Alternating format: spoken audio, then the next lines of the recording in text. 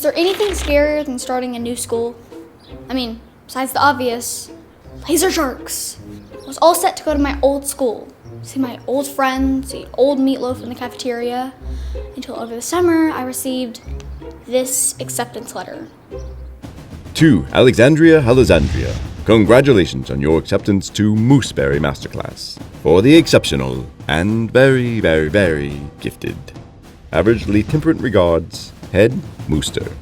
Mooseberry Masterclass is like a school for geniuses. Scratch that. It's like a school for geniuses to genius to go to a regular genius school. Only the best of the best and the brightest of the bright get in, which is not me.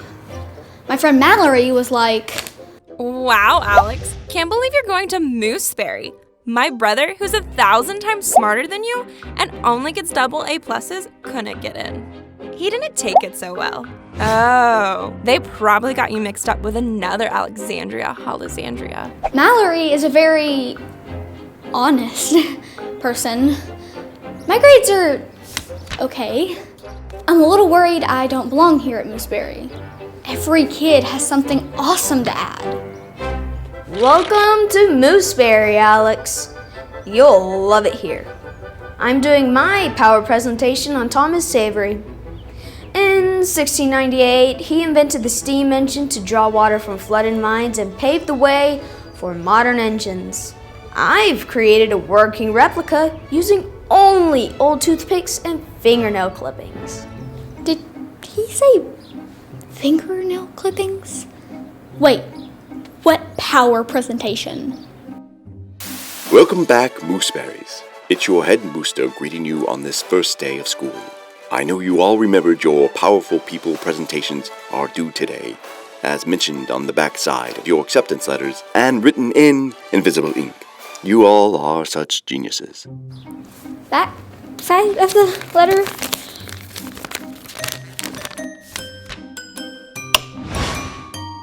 Who gives homework before the first day of school? Who writes it in invisible ink? Did anyone actually do this? You sure you belong here, dear? I don't know a soul who wouldn't have thought to check the back of the letter for a hidden message written in invisible ink. My presentation is on Charles Frederick Worth, who in 1858 was the first designer to sew his designer label into his designer clothes. He changed the world and affected the very clothes you're wearing right now. You have to go with Bear Bryant, most powerful coach to step foot on manicured grass. Him or motorcycle jump master, Evel Knievel. No. By age 30, Alexander the Great created the largest empire in the world. He was undefeated in battle and was the most powerful military commander ever. Also, he had great hair. Benjamin Franklin is a man who discovered power, discovered electricity with a kite. Now that dude understood power. I'm sure whatever topic you've picked will be just as good. Okay, everyone did the project. It's probably not fair to compare the power of God among mortal men, but I could just talk about the power Jesus held over sickness. Oh yeah, wasn't that the guy who found the cure for the plague? No. Jesus is the Son of God. He came to save people from sin. While he was there, he did miracles through the power of God. Right, a miracle, like when the Golden Eagles somehow defeated Alabama. My ears are picking up what your mouth is dropping. Well, a real miracle is something that happens that no one else can do but God. Like when Jesus was teaching in the city of Galilee, a man approached him about his sick son. Jesus told the man his son would live. He didn't touch or even see the boy. He didn't give him medicine. Jesus just spoke and the sickness left. That's something only God can do. That's the power of Jesus. Whoa, that's cool, Alex. I'm looking forward to hearing your report. God is still at work today. Like when you find yourself someplace new and scary, then you realize, just maybe, He's got a good reason for you to be there. Now, if you'll excuse me, I have like 5 minutes to write a quick report.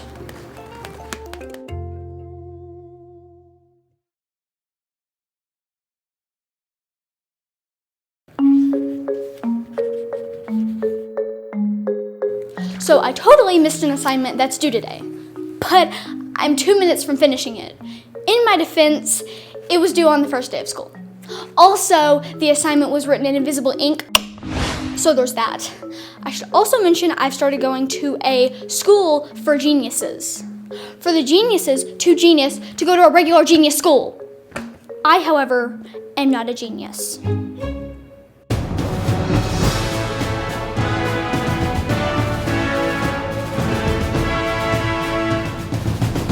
Hello, fellow Mooseberries. My name is Alexandria. Most folks call me Alex. Good morning, Alexandria. Really, Alex is fine. Well, our assignment, given ever so sneakily in invisible ink, was to discuss powerful people who have made a large impact on the world. While I know many of you have come up with great and powerful people to report about, Powerful people about whom we will report. right, what she said, the person whom I want to speak to you about is a man named Jesus. Oh, yes, the inventor of cargo capris? No. Developed the patent on snow cones. No. Invented the first Christmas tree? Warmer, but no. This might be harder than I thought. Jesus is the Savior. See, we are a sinful world. It means we do things that are wrong. Things written in the Bible that God said, hey, it's not right. Is that a direct quote from God? I'm sort of paraphrasing and oversimplifying. Basically, we hurt each other and ourselves when we disobey God's laws written in the Bible. He took the punishment that you and I deserved.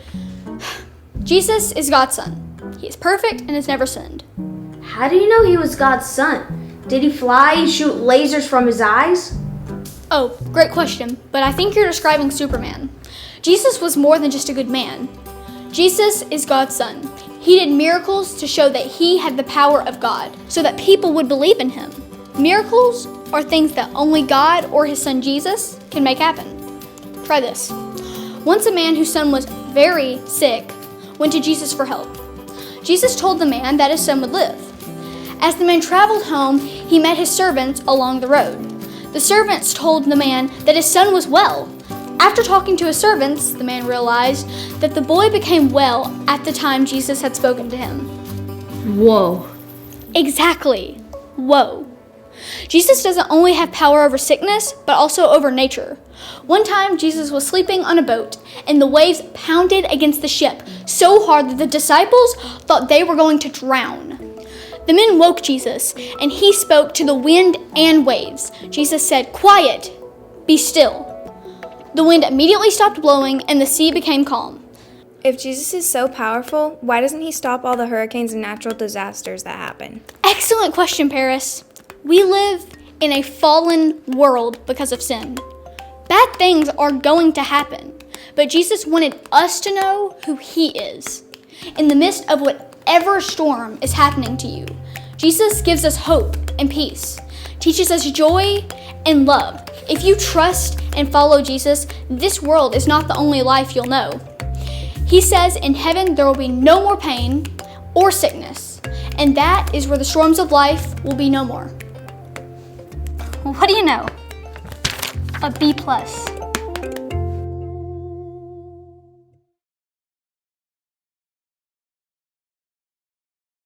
Welcome, class. This is your head Mooster.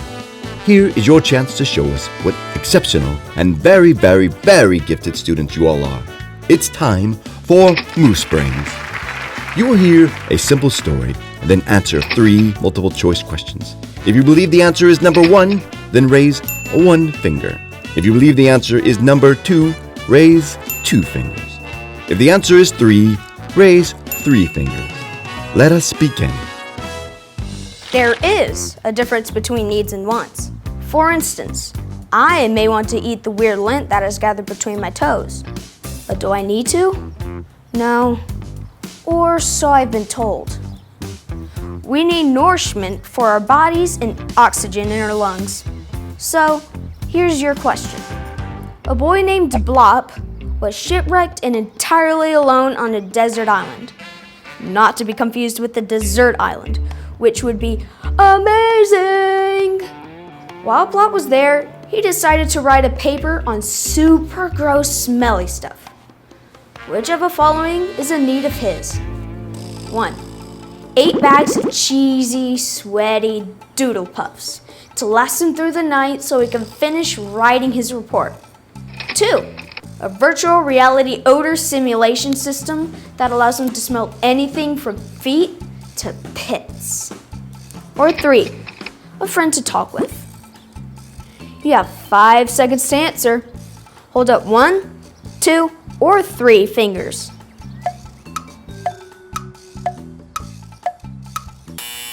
The answer was 3. I love cheesy, sweaty doodle puffs and smelling stuff, but we actually need friendship, companionship. Everyone needs love. This is why being a good friend is important. I once gave my friend a pair of my old, smelly socks as a way to show her I cared. Okay, ew. And you're welcome I'm asking the next question. While Blop, worst name ever, has many needs while stranded on this island, which of the following needs will he be unable to provide for himself? 1. A fashionable yet useful hat made from palm fronds. 2. A doctor to treat his inevitable sunburn. 3. Sand. You know, for sanding stuff. You have 5 seconds to answer which of those needs he is unable to provide for himself. 1, 2, or 3.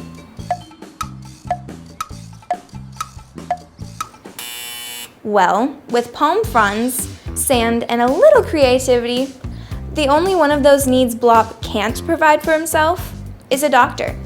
When we're sick, we need someone to care for us. It's common sense. Even your doctor needs a doctor. Very good, Mooseberries. Now, for your very, very, very last Moosebrain question, presented by new student Alexandria Halazandria. Thanks, everybody. So there are obviously some needs we as humans can't provide for, but Jesus is more powerful than us. Which of the following needs does Jesus have the power to provide for? 1. When we're feeling lonely on a desert island or new school, he can give us the comfort or friendships that we need to carry on. 2. When we're sick or hurt, he has the power to work through doctors or other miraculous means to heal us. 3.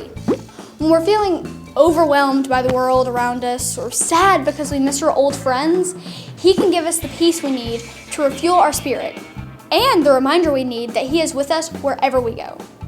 You have 5 seconds to answer 1, 2, or 3. But I'll give you a hint. It could be 4. All of the above. Answer now.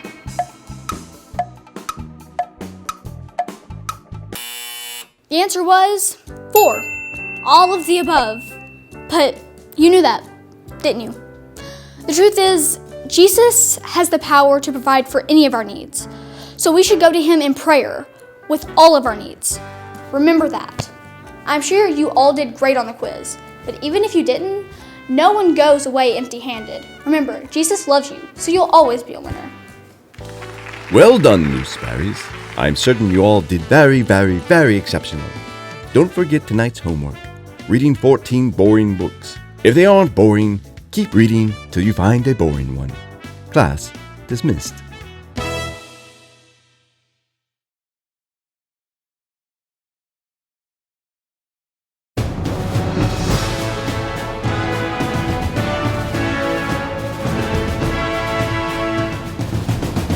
I've only been a student at Mooseberry Masterclass for a few weeks, but so far I've managed to hold my own.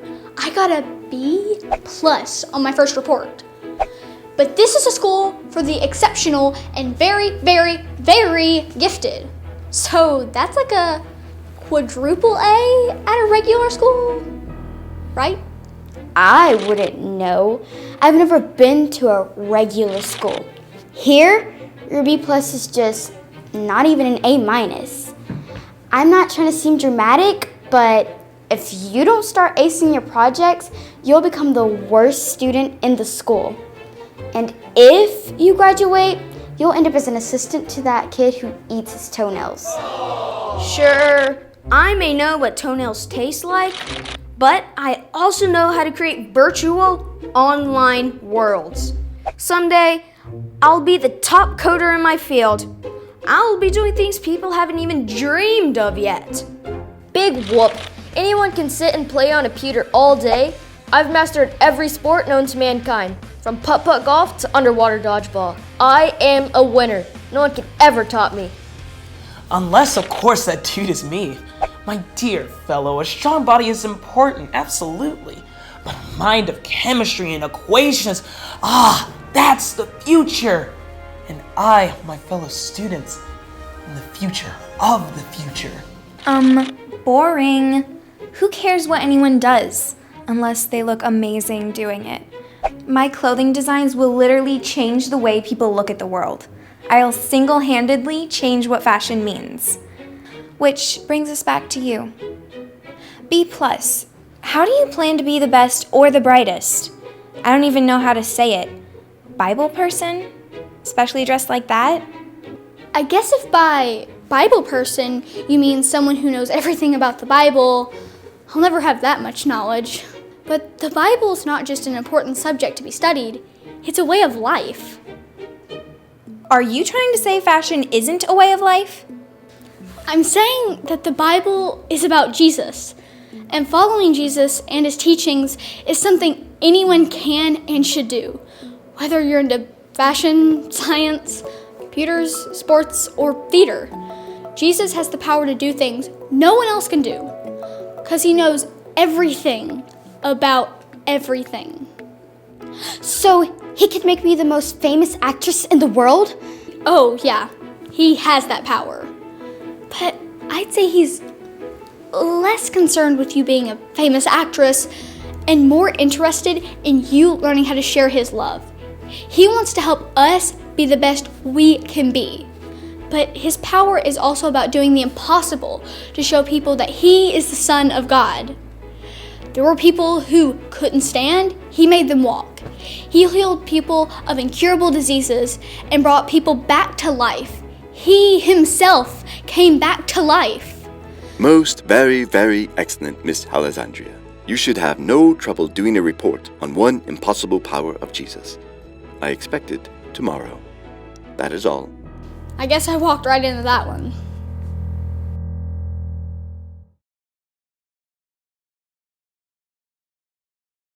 So, it's a good thing I like talking about Jesus so much, because it looks like I'll be doing a lot of it. The head mooster just assigned me another report, this time on one of Jesus' impossible powers.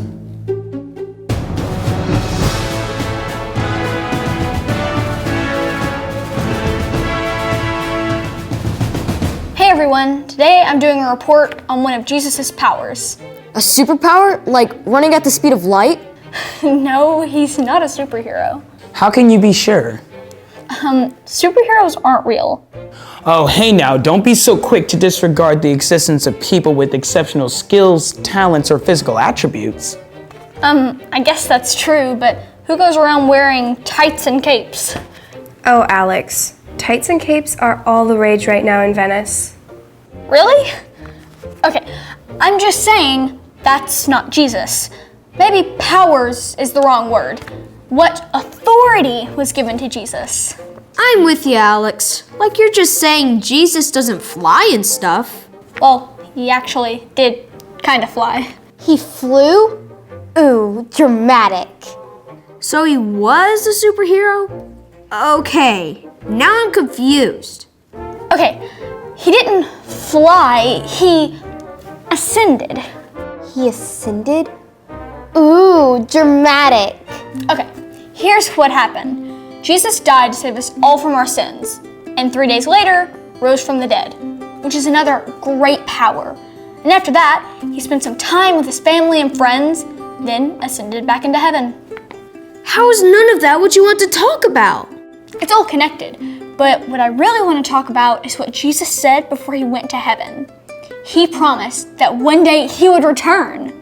So he's in heaven right now. What's he waiting for?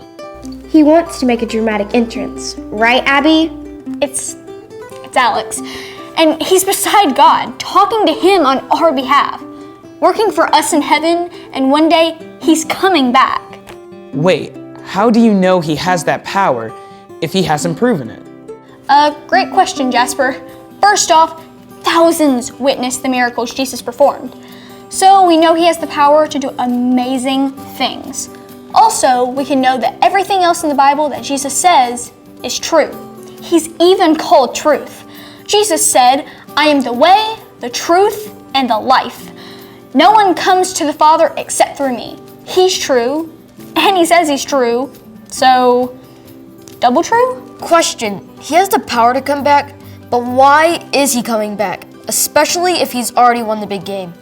Well, Ollie, to put it in terms I know you'll appreciate, we're still playing the game down here on Earth, and we can't win the game without him. So once he comes back, we win.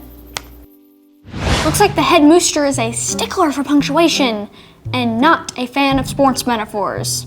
Also, what exactly is a double Q minus?